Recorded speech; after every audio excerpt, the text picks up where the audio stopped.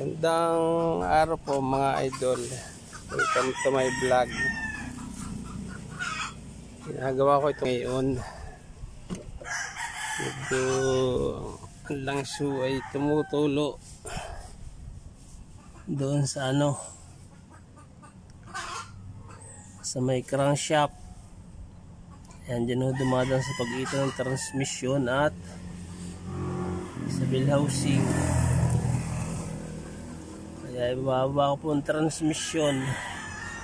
Mahirap nang maubusan ng langis mga idol. Ayan po, ibababa ko ang transmission niya at papalitan ng oil seal. Ayan po mga idol, nakalasan natin yung oil seal. Papalitan na po natin. Dito po dumadaan ang langis. Ayan.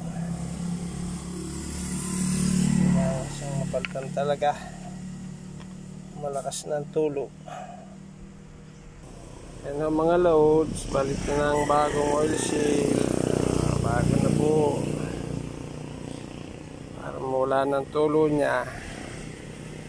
Max siya sa langis. Ayan mga loads. Nakakabit na yung flywheel. Nakakabit na lang natin ay clutch disc. Sasampal natin itong transmission niya. Ayan. Siguro na may mababawas-bawasan ng tulo ng langis. Talagang marami na basang-basa na mga idol.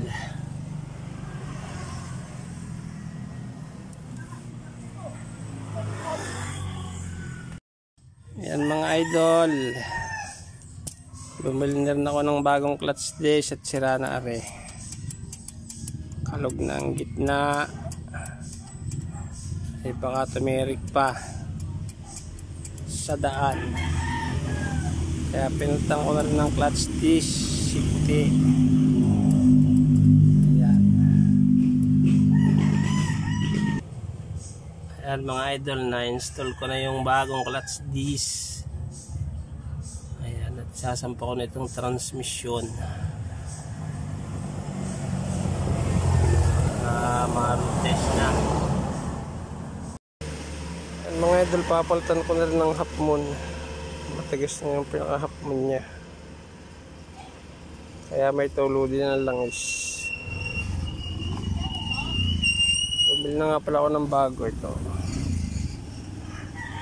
Ang aking papalit mga idol. Yan mga loads, kinabit ko na yung transmission. Tapos na. Fast forward na. Papaandarin ko na. Testingin kung may natulo pa. Pag meron pa ihahanapin kung saan. Ayan. Start ko na po mga idol.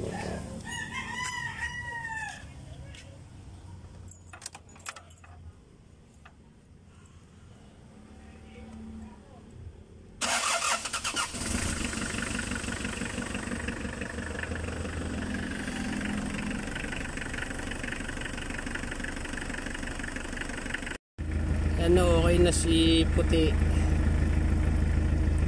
Palitan na natin. Isampa na. Okay na, wala na pong tulo. Ang meron na lang po sa injection pump. Ayan. Sa susunod do, gagawin naman yung injection pump. Gagamitin muna. Hirap nang walang sasakyan, hindi makapag-service mga idol. And maraming salamat po mga idol.